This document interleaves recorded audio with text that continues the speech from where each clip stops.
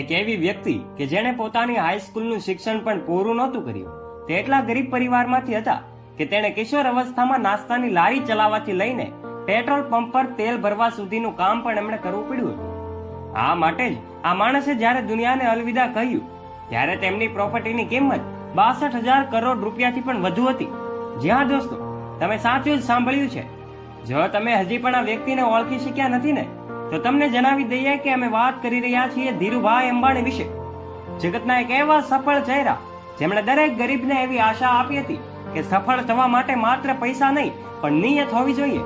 સફળતા તેને જ મળે છે જે તેના માટે રિસ્ક લે છે. ધીરજલાલ હીરાલાલ અંબાણીનો જન્મ 28 ડિસેમ્બર 1932 રોજ જુનાગઢ પાસે આવેલા એક નાનકડા ગામ ચોડવાડમાં થયો હતો. પિતા હીરાચંદ્ર ગોવર્ધનભાઈ એક શિક્ષક હતા અને માતા જમનાબેન એક ગૃહિણી હતા.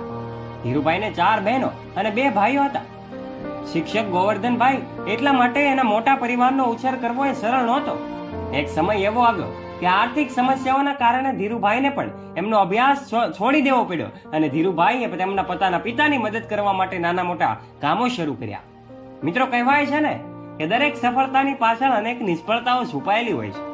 તબિયત છોડ્યા પછી ધીરુભાઈએ પહેલો ફળો અને નાસ્તો વેચવાનો એક સ્ટોલ નાખ્યો, પરંતુ વધુ નફો ન થયો. આ પછી એમણે પોતાનું દિમાગ લગાવીને એમણે નક્કી કર્યું કે ગામની નજીક આવેલા એ ધાર્મિક સ્થળ ગિરનારની તળેટીમાં પકોડા વેચવાનું કામ કરશે. જોકે આ કામ ફક્ત પ્રવાસીઓ પર જ આધારિત હતું, જે વર્ષના અમુક સમયમાં સારો ધંધો થઈ જતો, પરંતુ બાકીના સમયમાં આવક સાવ બંધ રહેતી. અને તેથી થોડા સમય પછી ધીરુભાઈએ આ કામ પણ બંધ કરી દીધું. ધંધામાં પ્રથમ 2 નિષ્ફળતા પછી એમના પિતાએ તેમને નોકરી કરવાની સલાહ આપી. ધીરુભાઈના મોટા ભાઈ રમણીકલાલ એ સમયે યમનમાં નોકરી કરતા હતા. એમની મદદથી ધીરુભાઈને યમન જવાનો મોકો મળ્યો.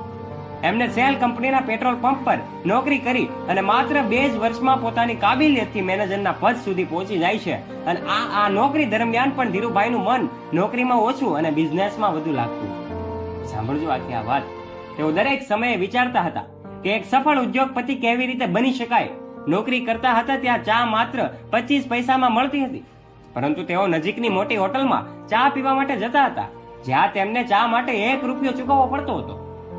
જ્યારે ધીરુભાઈને પૂછવામાં આવ્યું કે તમે સસ્તી ચાના બદલે મોંઘી ચા કેમ પીવો છો, તો એણે કહ્યું કે મોટી હોટલમાં મોટા મોટા ઉદ્યોગપતિઓ આવે છે અને બિઝનેસની વાત કરે છે. હું ફક્ત એ જ સાંભળવા માટે જાઉં છું, અને જેથી કરીને એ બિઝનેસ કરવાની રીત મને સમજાઈ શકે. એ જ રીતે બીજે કરતા એની પારકી નજર અને તકો ઊભી કરવાની ક્ષમતા દર્શાવે છે. જ્યાં કહેવાય છે કે તે સમય એ યમનમાં ચાંદીના સિક્કા ખૂબ જ પ્રચલિત હતા. ધીરુભાઈને ખબર પડી કે આ સિક્કાઓમાં ચાંદીની કિંમત સિક્કાઓની કિંમત કરતા પણ વધુ છે. તેમણે લંડનની કંપની સાથે આ સિક્કા ઓગાળીને ચાંદી કાઢવાનું કામ શરૂ કર્યું. યમન સરકારને જ્યારે આ વાત વિશે ખબર પડી ત્યાં સુધીમાં તેણે ઘણો નફો મેળવી લીધો હતો. આ બંને ઘટનાઓ સૂચવે છે કે ધીરુભાઈમાં સફળ ઉદ્યોગપતિ બનવાના તમામ ગુણો પહેલેથી જ રોપાયા હતા. ધીરુભાઈ સારો એવો સમય વિતાવતા હતા કે ત્યાં આઝાદીની લડાઈ શરૂ થઈ અને બહાર એમ કહેવાય કે કામ છોડવું પડ્યું. અને આ નોકરી છોડ્યા બાદ એમણે નોકરીને બદલે પોતાનો બિઝનેસ શરૂ કરવાનું નક્કી કર્યું.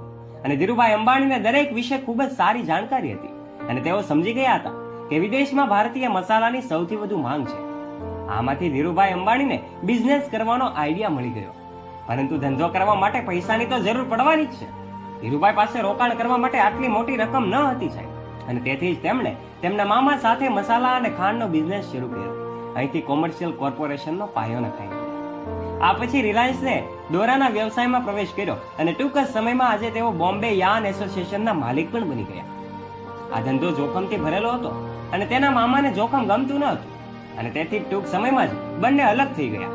પરંતુ તેનાથી રિલાયન્સને વધારે ફરક ન પડ્યો અને વર્ષ 1967ની વાત છે. એમાં રિલાયન્સ ટેક્સટાઇલ શરૂ થયું અને આ રીતે રિલાયન્સ અમદાવાદના નરોડામાં ટેક્સટાઇલની સ્થાપના કરી અને વિમલનું બ્રાન્ડિંગ કેવી રીતે આપવામાં આવ્યું હતું કે તે ટૂંક જ સમયમાં પ્રસિદ્ધ થઈ ગયું અને વિમલના કપડા એક મોટું ભારતીય નામ બની ગયું. વિમલ વાસ્તવમાં એના મોટા ભાઈ રમણીકલાલના પુત્રનું નામ હતું. આ સંઘર્ષો વચ્ચે એમણે કોકિલાબેન સાથે લગ્ન કર્યા અને જેનાથી એમને 4 બાળકો થયા. મુકેશ, અનિલ, દીપ્તિ અને નીના આ રિલાયન્સ ટેક્સટાઇલ તેમજ પેટ્રોલિયમ અને ટેલિકોમ્યુનિકેશન જેવી કંપનીઓ સાથે ભારતની સૌથી મોટી કંપની રિલાયન્સ બની ગઈ. સતત વધી રહેલા ધંધાની વચ્ચે એમની તબિયત બગડી અને 6 જુલાઈ 2002ના રોજ એમનું અવસાન થાય છે. એમના મૃત્યુ બાદ એમનું કામ મોટા પુત્ર મુકેશ સંભાળી રહ્યા છે. આ હતી એક સફળ બિઝનેસમેન ધીરુભાઈ અંબાણીની સંઘર્ષ ગાથા. વિડીયોને લાઈક અને શેર કરવાનું ભૂલતા નહીં અને આવા જ નવા રસપ્રદ અને પ્રેરણાદાયક વિડીયોઝ નિહાળવા માટે અત્યારે જ અમારી ચેનલને સબસ્ક્રાઇબ અચૂક કરજો અને નીચે રહેલું બેલ આઇકન અચૂક પ્રેસ કરજો, જેનાથી અમારા અવનવા વિડીયોઝની નોટિફિકેશન આપના સુધી સૌ પહેલા પહોંચતી રહે.